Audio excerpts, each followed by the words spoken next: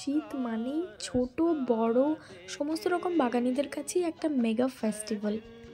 ফুল হোক বা সবজি, সব কিছুরই বিশাল একটা সম্ভার। এই সময় তো নার্সারিতে না গেলেও চলে যায়।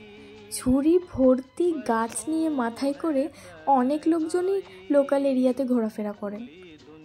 ঠিক ওরকমই একজনের থেকে এই অ্যাস্টার ফুলের 2টি চারা আমি নিয়েছিলাম। দাম পড়েছিল মাত্র 15 টাকা। এই 2টি চারার ঠিক কী রঙ বেরোবে আমি জানি না, তবে অ্যাস্টার ফুলের প্রতিটি রঙই খুব ভাইব্রেন্ট হয়, তাই জন্য কালারের প্রতি আমি আর বিশেষ কিছু একটা কনসার্ন দেখাইনি।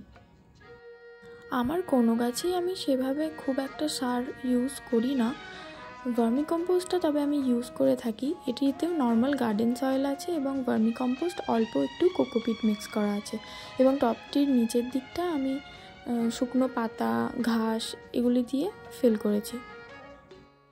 লাগানোর আগে এই রুট বলের চারপাশের মাটিটাকে আমি হালকা হাতে আলগা করে দিচ্ছি, তবে একদম হালকা হাতেই আলগা করবেন, নইলে পটিং শক লেগে যেতে পারে।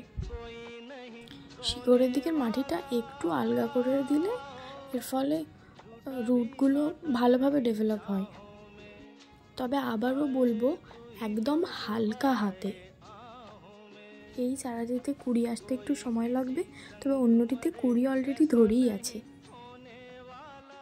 জলে একটু ফাঙ্গিসাইড মিক্স করে স্প্রে করে দিলাম, পরে টব ভর্তি করে জল দিয়ে দেব, এবং ফুল হলে দেখাবো অবশ্যই অন্য কোনো একটা ভিডিওতে কী রঙের হলো।